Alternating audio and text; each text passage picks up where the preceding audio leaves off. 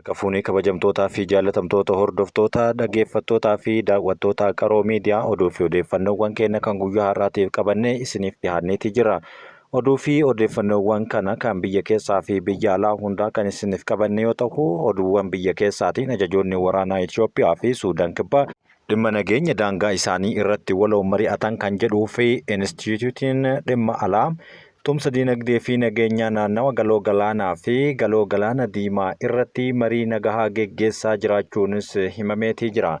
Oduu biyya alaatti yoo dabarru lammiileen Israa'el lama Ameerikaa keessatti ajjeefamuunis himameetii jira. Kunis dheekkamsa kaasaati kan inni jiru. Muummeen ministeeraa Israa'el jila marii nagahaatiif Kwaataritti argaman hatattamaan akka biyyatti deebi'an waamicha dhiheesseetiin jira. Kun ammoo waraana Gaazaa irratti godhamu kan itti fufuuf karoorfate ta'uu addunyaan guutuun ragaa irratti bahaatee kan isin jirtu. Oduuwwan kanaa fi kanneen birootis qabannee jirra. Hanga xumuraatti nu waliin turaa isiniin jenna.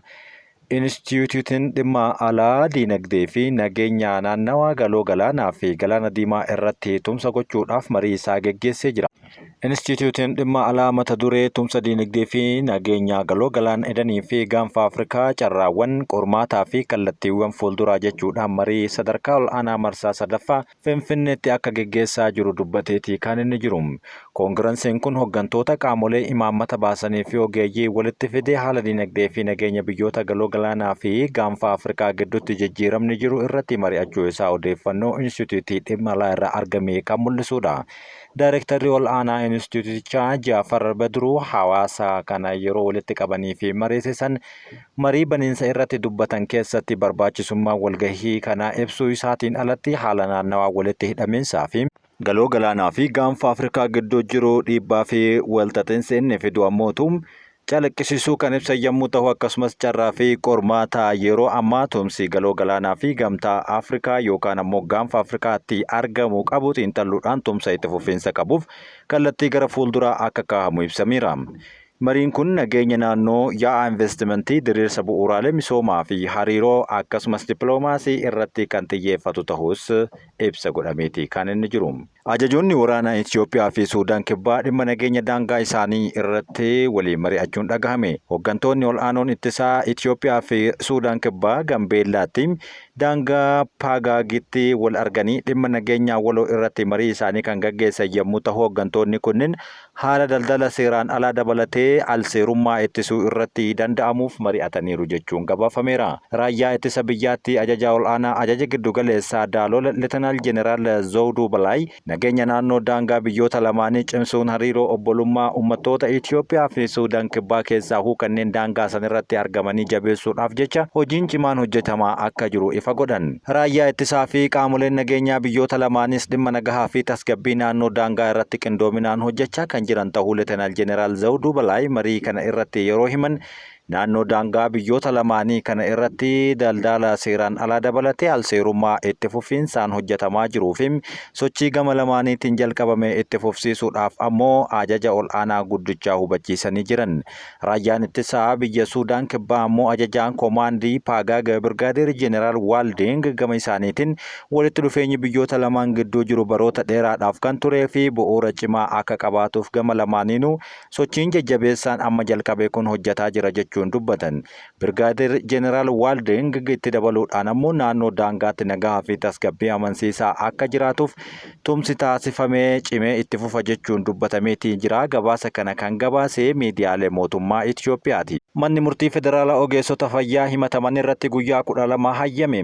Manni murtii sadarkaa jalqabaa federaalaa dhaddacha ramaddii araadaa guyyaa 21 ooleen yeroo dabalataa ogeeyyii fayyaa 9 irratti gaafatameef guyyoota 12 akka hayyame ifa godhameera. Dr. Mahalet dabalatee ogeeyyiin fayyaa 9 mana murtii sadarkaa jalqabaa federaalaa dhaddacha ramaddii araadaatti dhihaatan irratti yeroon qorannaa isaanii guyyoota 12 hayyamamuu miseensi maatii Dr. Mahalet Guush himaniiru. Ogeeyyii fayyaa humnoota farreen nageenyaa irraa ergama fudhachuudhaan magaalaa keessatti jeequmsaa fi hokkora kaasuudhaan shakkaman 9 kan jedhan Dr. Mahalet Guushii fi kanneen biroom gara mootummaatiin shakkiin kun irratti maxxanfamee yeroo ammaa kana mana hidhaa keessatti kan argaman ta'uu gabaasaaleen gama lamaan irraa bahaa jiran dhagahame. Gama mootummaa irraa ibsi kennamee yakka dhukkubsattoota hin waldhaannu jedhuun lagannaa hojii kakaasuu, humnoota farreen nageenyaa wajjin qindaa'uudhaan jeequmsaa fi hokkora kaasuu, qabiyyee fi ergaa garaagaraa miidiyaalee hawaasaa irratti waliin qooduu fi hawaasaa fi saboota walitti buusuudhaan uummanni mootummaa irratti amantaa akka dhabuu fi akka fincilu gochuu jechuudhaan shakkaman oolmaa dhaddachaa irratti hubatameera.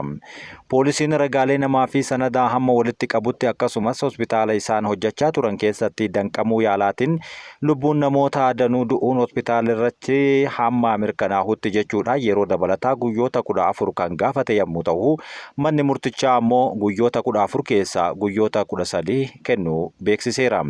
Jalqaba ogeeyyii fayyaa saglaniifuu himannaa tokko kan dhihaate, innis bakka hojii isaaniitti argamuu dhabuudhaan waadaa galan raawwachuu dhabuu isaaniitiin miidhaa qaqqabetti itti gaafatamuu akka ta'u kan himame yommuu ta'u, Dr. Mahalet ammoo ganna 2 oliif hojii mootummaa irratti akka hin argamne kaasuudhaan yakki isheen ittiin shakkamte akka isheen hin ilaallamne gama abukaatoo isheetiin kaa'uu miseensi maatii isaanii dubbatanii jiran. Akka gabaasa miidiyaalee wal harkaa fuudhanii yeroo ammaa kana gabaasaa jiranitti Dr. Mahalet daa'ima ganna 1 fi ji'a 6 irraa kan hidhamte yommuu ta'u, hidhamuu isheetiin dura garuu BBC Afaan Oromoo fi sagantaa BBC Focus on Africa jedhu irratti dhihaachuudhaan haala rakkisaa ogeeyyiin fayyaa Itoophiyaa keessa jiran irratti yaada ishee kennitee turuun ishee kan yaadatamudha. Sochii lagannaa hojii ogeeyyii fayyaa Itoophiyaa tibbana taasisaa jiran hordofee pirezidaantii waldaa haakimootaa dabalatee ogeeyyiin hidhaman 19 ol gadhiifamuun kan dubbatame yommuu ta'u, ammallee itti fufuudhaan ogeeyyiin 100 ol mana hidhaa jiraachuu qindeessitoonni sochii ogeeyyii fayyaa dubbatanii jiran. Komishiiniin mirga namoomaa Itoophiyaa ibsa caamsaa 21 baaseen ammoo lagannaan hojii dhaabbilee fayyaa keessatti taasifamaa jiru dhiittaa mirga namoomaatiif balbala akka hin banne xiyyeeffannoon kennamuu qaba kan jedhu yommuu ta'u, furmaanni waaraan hatattamaan kennamuu fi barbaachisa jechuunis dabalee jira. Lagannaa taasifamaa jiruun hospitaalota garaagaraa keessatti hanqina ogeeyyii fayyaa irraa kan ka'e waldhaansi danqamuu kan himan yommuu ta'u, lagannaa hojii hordofee ogeeyyii fayyaa miidiyaalee hawaasaa irratti sochii taasisaniiru jedhee poolisiin to'atamuu kaasuudhaan haala qabiinsa mirga namoomaa ogeeyyii fayyaa to'annaa seeraa jala oolanii hordofaa jiraachuun ibsi isaanii kun ifa godheeti kan inni jiru. Maallaqni Gaanaa siidiin addunyaa irratti maallaqa barbaadamaa jedhamte. Bara 2024 dura biyyoota Saharaa gadi 4 jedhaman kanneen keessaa maallaqoota baay'ee hamaa jedhaman keessatti ramadamaa kan turte siidiin Gaanaa yeroo ammaa doolaarri Ameerikaa tokko siidiin Gaanaa 12 ta'uun kan jijjiiramaa jirudha. Sadarkaan jijjiirraa siidii Gaanaa bara 2025tti garuu 16% akka dabalu kan eegamu yommuu ta'u, kunis doolaara Ameerikaa waliin wal bira qabamee yoo ilaalamu ejjennoo dorgommii uumuu danda'a jedhamee Bloomberg gabaaseeti jira. Qabeenya warqee fi kookoo irraa kan ka'e gabaa addunyaa irratti fedhii guddaa kan qabdu Gaanaan maallaqa gabaa addunyaa irratti baay'ee barbaadamu keessaa sadarkaa 6ffaa irratti argamtee jirti. Siidiin Gaanaas sababa kufaatii doolaaraatiin jijjiirama gatii ajaa'ibaa kan agarsiifte yommuu ta'u, dinqisiifannaa fi barbaachisummaan siidiin kanaan gatii meeshaalee biyya alaa fi fedhii maallaqa biyya alaa hir'isuuf kan gargaare yommuu ta'u, barbaachisummaan meeshaalee jallisii biyya alaatii galanii fi qaala'insa doolaaraa hir'isuun dinagdee biyya keessaa irratti hundaa'e akka ijaartuu Gaanaa gargaareera jechuunis siidiin dinqisiifamaa jirti. Akkasumas fedhiin maallaqa Gaanaa dabaluu isaatiin kan sababa daballi doolaaraa saffisaa dabalaa ture qaala'insa jireenyaa akka hir'isuu fi haalli gabaa akka fooyya'u kan taasise yommuu ta'u, kunis tasgabbaa'ee jireenya lammiilee irratti jijjiirama gaarii fidaa akka jiru ibsamee jira. Ogeeyyii dinagdee Gaanaas murtoo mootummaan kun isaan fudhatee fi yookaan fedhiin siidii Gaanaa dabaluudhaan humna bittaa fayyadamtootaa sochii daldalaa fi guddina dinagdee guddisaa jira jechuun jajaati kan isaan jiran. Ministeerri maallaqaa Gaanaa Dr. Kaasiil Farsoon akka jedhanitti dhiheenya kana doolaaraa fi gatiin bittaa fi gurgurtaa irratti kan jalqabee doolaaraan gadi bu'uu isaatiin siidiin Gaanaa barbaachisummaa taasisuu fi humna bittaa fi guddisuudhaaf kan kaayyeffate ta'uu isaa tarkaanfiin osoo hin fudhanne yookaan osoo tarkaanfii kanatti hin tarre tarkaanfii itti aanuuf ammoo yaadaa jirra jechuunis dubbataniiru. Tasgabbii fi dinqisiifannaa mul'atan deebi'uu humnaa osoo hin taane bu'aa karooraa fi of eeggannoodhaan ilaallameedha jedhaniiru. Dinqisiifannaan siidii fi qabuu fi barbaachisummaa guddisuun kan itti fufiinsa qabu osoo hin taane itti fufnee jirra jechuun waajjirri kominikeeshinii biyyattii ammoo beeksiseera.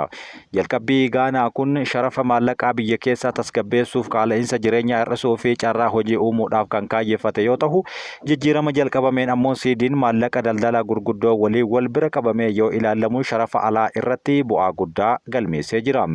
Gabaasa kana qopheessuu keessatti waajjira kominikeeshinii biyyattii Financial Times, Sirii Newsroom.com fi Ghana Website.com kan gabaasan yommuu ta'u, Bloombergis kanarratti dabalee gabaaseeti kan inni jiru. Miidiyaalee kana qofa osoo hin taane miidiyaaleen addunyaa garaagaraa yeroo ammaa kana waa'ee barbaachisummaa siidii Gaanaa wal harkaa fuudhanii gabaasaati kan isaan jiran.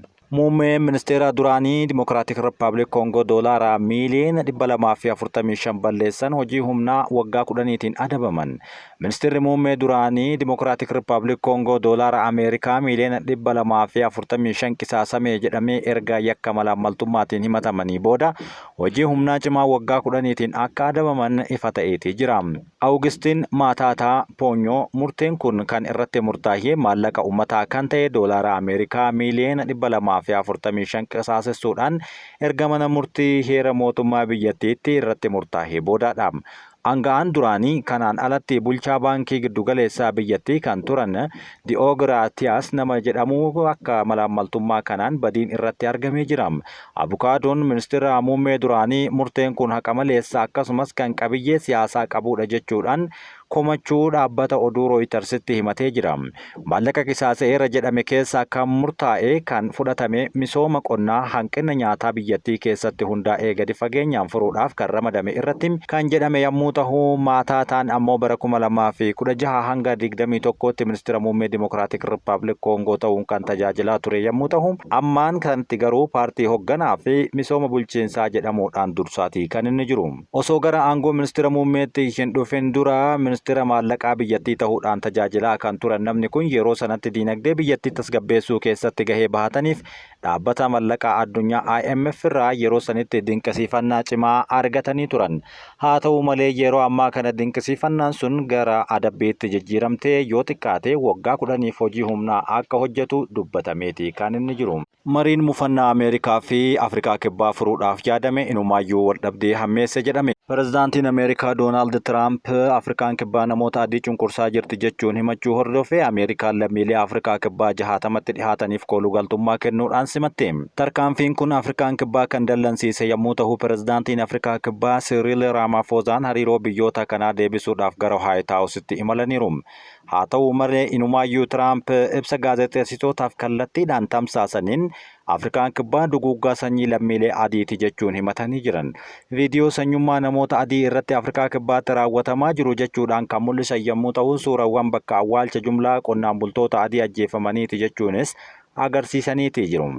Raamafoozaan gama isaaniitiin cunqursaa fi duguuggaa sanyii Afrikaa kibbaatti raawwatame mormuudhaan biyya dimokiraasii namoonni yaada isaanii bilisaan itti ibsatan jechuudhaan falmaniiru. Mariin isaanii geggeeffamuu dura pirezidaant Raamafoozaan hariiroo daldala Ameerikaa waliin qaban fooyyessuun hojii dursa kennuu qabuu isaanii cimsanii dubbatanis hariiroon Ameerikaa fi Afrikaa kibbaa erga Tiraamp aangoo qabatee as walxaxaa dhufuu irraa kan ka'e yeroo ammaa kana kallattiidhaan gara wal ceempuutti dhufee jira. Loltoonni Yukureen leenjiirra osoo jiranii haleellaa Raashaan raawwatteen ajjeefaman.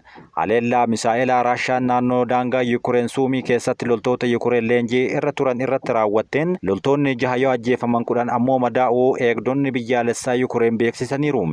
Ministeerri ittisaa Raashaa ammoo ibsa baaseen viidiyoon kun haleellaa misaa'elaa Iskaandar kaampii leenjii irratti raawwatame agarsiisa jedhu gadhiisee kan turee fi dhaabbanni oduu mootummaa Raashaa taas namoonni 70 ta'an akka ajjeefaman gabaasee jira. Namoonni Suumii irra deddeebiidhaan haleellaa kanaan kan raawwatamu yommuu ta'u, naannoon kun rakkoo hamaa keessa jiraachuu fi daangaa irratti argamuun ammoo balaan isaan irratti yeroo baay'ee kan aggaamamuu fi Yukureen ammoo naannoo ollaa Raashaa Kursik gartokkeen to'attee fi yookaan ammoo ji'ootaaf dhuunfachuu ishee ibsitee jirti. Waraanni Yukureen ammoo kaayyoon haleellaa kanaa Suumii dhuunfachuudhaaf naannoo ittisaa uumuudhaaf akka gargaaruuf kan raawwatame jechuudha yoo ibsitu, namoonni tokko garuu ammoo hamma miidhaa waraanaa mudate kana guututti komataniiti kan isaan jiran.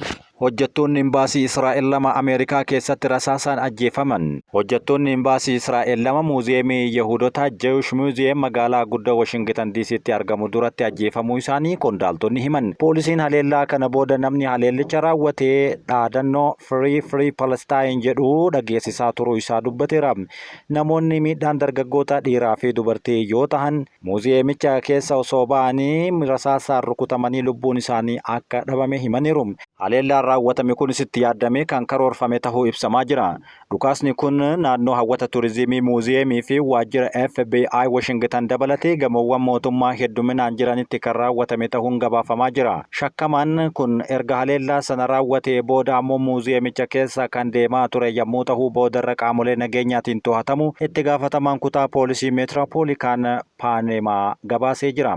Shakkamaan kun nama ganna 30 Eliyaas Rodriguez kan jedhamu yommuu ta'u Chicaagoo keessa kan jiraatuu fi garee namoota 4 ta'an irratti dhukaasa banuudhaan hiriyoota yookaan jaalalleewwan kana ajjeesuun dura muuziyeemichaan ala osoo deemaa jiru argamu Chief Smith ibsa gaazexeessitootaaf yeroo kennanitti gabaasa kana tuqaniiru. Ameerikaatti ambaasaaddarri Israa'el Yeecheel akka dubbatetti hiriyoonni jaalalaa kan ajjeefaman kunneen wal kaadhimachuudhaaf karoorfachuu isaanis ifa godhe. Akka ambaasaaddarichi jedhutti dhiirri miidhame kun torbaan darbee qubeellaa bitee imala Yerusaalemitti karoorfachuu fi kaadhimachuudhaaf karoorfatee akka ture ibsichi achirraa baase garuu himaati kan inni jiru. Dhaabbata mootummoota gamtoomaniitti ambaasaaddara Israa'el taatee kan gocha shororkeessummaa farra Yahudotaa jal'aa jechuudhaan ibsaniiru.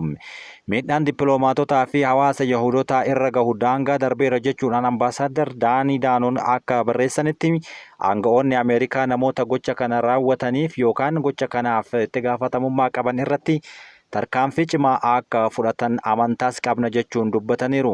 Taateen kun deebii poolisii guddaa fi daandiiwwan magaalattii hedduu akka cufaman kan ibse yommuu ta'u dubbi himaan Taal Naa'im Choohen gama isaaniitiin qondaaltota seera kabachiisan sadarkaa naannoo fi federaalaatti dhimma kana nama dhukaasee to'annoo jala oolchuu fi bakka bu'oota Israa'elii fi hawaasa Yahudotaa guutuu Ameerikaa keessatti argaman eeguudhaaf amantaa guutuu qabna jechuudhaan dubbatan. Mooraan Yuunivarsiitii Joorji Taawuns ammoo yeroodhaaf cufamee akka ture CBS miidiyaan kan jedhamu gabaasee jira. Mooraan DC Yuunivarsiitii Joorji Taawuns ammoo yeroodhaaf cufamee akka tures kan gabaafamee fi Pireezidaanti Doonaald Tiraamp Tiruuz kan jedhu irratti yeroo maxxansetti ajjechaa suukanneessaa DC irratti kan farra Yahudotaa irratti hundaa'e ifatti dhaabbatu gaafataniiru. Israa'el keessatti ambaasaadarri Ameerikaa Maayik Hakaabee haleellaa kana gocha shororkeessummaa suukanneessaa ummanni Israa'el ganama kana hirribaa ka'aa jiru jechuudhaan dinagdee isaanii guddifachaa jiru malee maali jechuun gama Israa'el goruudhaan X irratti maxxansanii jiran. Kanumaan wal qabatee muummeen ministeeraa Israa'el Benjaamin Netanyaahuu jiila isaanii kan mariidhaaf Kwaataritti argamu gara biyya isaaniitti akka deebi'an jechuun waamicha taasisan. Waamicha kana kan taasisaniif waraanni Hamaas irratti adeemsifamaa jiru gara fuulduraatti cimee itti fufa jechuudhaan dhaadachuu isaanii hordofee yoo ta'u gama warra jiila achi deemeetiin ammoo hanga ammaatti ni deebi'aniif hin deebi'uun wanti gabaafame hin jiru. Kabajamtootaa fi jaalatamtoota hordoftoota keenyaa oduu fi odeeffannoowwan keenya kan guyyaa har'aatiif isiniif qabanne kan biyya keessaa akkasumas biyya alaatiin kan walitti daballe kan hanga ammaatti isin dhageessifnedha. Nu waliin waan turtaniif galatooma.